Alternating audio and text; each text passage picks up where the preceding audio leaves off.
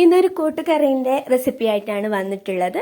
അതിന് മുമ്പായിട്ട് എൻ്റെ ചാനൽ ആദ്യമായിട്ട് കാണുന്നവരാണെങ്കിൽ സബ്സ്ക്രൈബ് ചെയ്ത് സപ്പോർട്ട് ചെയ്യുക. അപ്പോൾ അതെങ്ങനെ ഉണ്ടാക്കാമെന്ന് നോക്കാം. ഒരു പപ്പായ എടുത്തിട്ടുണ്ട്, കുറച്ച് ചെറിയ ചേമ്പും എടുത്തിട്ടുണ്ട്. അത് നല്ലോണം ക്ലീൻ ചെയ്യണം. തൊലിയൊക്കെ ചെത്തിയിട്ട് പപ്പായ ക്ലീൻ ചെയ്തിട്ട് അതിന് ചെറിയ ചെറിയ കഷ്ണങ്ങളാക്കി കട്ട് ചെയ്യണം.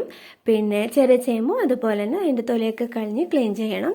നല്ലോണം രണ്ടും കഴുകിയിട്ട് ഒരു കുക്കറിലേക്ക് ഇട്ട് കൊടുക്കാം. പപ്പായയും ചെറിയ ചേമ്പും ഇട്ട് കൊടുക്കാം.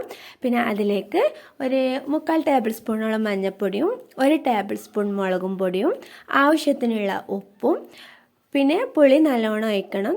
അത് കൂട്ടുകറി ആയതുകൊണ്ട് പുളി നല്ലോണം ഒഴിക്കണം. അപ്പോൾ നിങ്ങൾക്ക് എത്ര പുളി വേണം അതിനനുസരിച്ചിട്ടുള്ള പുളി ഒഴിച്ചിട്ട് നല്ലോണം ഒന്ന് ഇളക്കി മിക്സ് ആക്കിയിട്ട് കുക്കറിൽ ഒരു 2-3 വിസിൽ കൊടുത്ത് നമുക്ക് വേവിച്ചെടുക്കാം. അത് വെന്ത് വരുമ്പോൾ ഒരു ചട്ടിയിലേക്ക് കുറച്ച് വെളിച്ചെണ്ണ ഒഴിച്ചിട്ട് എണ്ണ ചൂടാവുമ്പോൾ അതിലേക്ക് കടുക് ഇട്ട് കൊടുക്കാം. കടുക് ഒന്ന് പൊട്ടി വരുമ്പോൾ വെളുത്തുള്ളിയും കരിയാപ്പിലയും ഇട്ട് കൊടുക്കാം.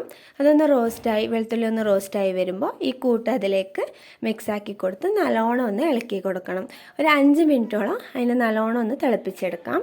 തിളച്ച് വന്നിട്ട് ഞങ്ങൾ ചൂട് ചോറിൻ്റെ അപ്പുറം ഇത് കഴിക്കുകയാണെങ്കിൽ നല്ല ടേസ്റ്റ് ആയിട്ടുള്ള കൂട്ടുകറി കഴിക്കാൻ പറ്റും. തീർച്ചയായിട്ടും എല്ലാവരും ട്രൈ ചെയ്ത് നോക്കണം. നല്ല ടേസ്റ്റുള്ള ഒരു റെസിപ്പിയാണ്. ഇറച്ചി മീനൊക്കെ കഴിക്കുമ്പോൾ ഇടയ്ക്ക് ഇങ്ങനത്തെ ഒരു കൂട്ടുകറി കഴിച്ചാൽ നല്ല ടേസ്റ്റ് ഉണ്ട്.